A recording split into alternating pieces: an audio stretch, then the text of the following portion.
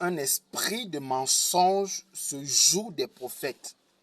Dans le livre de 1 Roi chapitre 22, il y a une histoire riche d'enseignements bien-aimés qui devrait parler à tous les prophètes et aux prophètes de ce siècle-ci.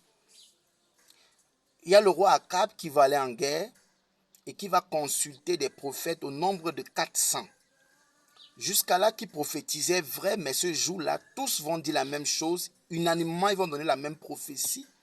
Ils diront au roi Akab d'aller en guerre et qu'il sera victorieux. Mais seulement cette fois-là, c'était un esprit de mensonge qui était en train de parler. Il y a un autre roi, Josaphat, qui va insister pour demander s'il n'y a pas un autre prophète. Finalement, on va appeler Michée, fils de Jimla, qui viendra et qui va prophétiser contrairement. Et lui, il va prophétiser clairement, systématiquement, que le roi sera vaincu en guerre, que le roi n'aura pas la victoire. Et c'est allé dans tous les sens. Le roi s'est fâché, d'autres prophètes même se sont fâchés. Mais qu'est-ce qui s'est passé? Ce qui s'est passé, c'est qu'à un moment donné, ces prophètes sont devenus les prophètes des hommes, sont devenus les prophètes du roi. Ils n'étaient plus les prophètes de l'Éternel. Quand Michée était dans le conseil de Dieu pour écouter ce que Dieu dit, pour voir ce que Dieu dit, ces prophètes étaient dans le conseil des hommes, étaient en train de regarder ce que les hommes disent. Quand Michée était dans la présence de Dieu, ces prophètes étaient dans la présence des hommes. Vous devez faire attention, prophètes.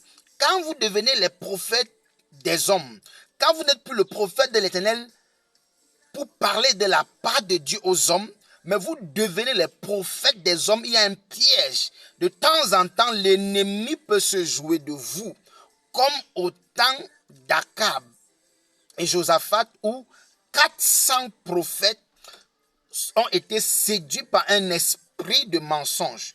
Nous avons besoin encore, en ce temps-ci, des prophètes de la trempe de Michée qui peuvent ramper à contre-courant. Nous avons besoin des prophètes de la trempe de Michée qui peuvent aller dans le conseil de Dieu, qui peuvent assister au conseil de Dieu et sortir de là avec ce que l'Éternel dit, parler de la part de Dieu. Par ces prophètes-là, qui sont influencés par les hommes, qui sont influencés par des nations, qui sont influencés par des femmes, qui parlent. Parfois, quand la femme veut parler, la femme parle par sa bouche. Ou quand quelqu'un a quelque chose à dire, parle par sa bouche. Si tu as un peu d'argent, tu prophétiseras à travers lui.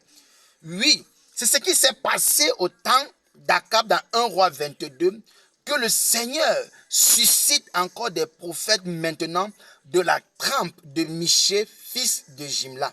Que Dieu te bénisse. C'est un beau domaine, le domaine de la prophétie, mais il faut être correct. Sois béni abondamment au nom de Jésus-Christ. Amen.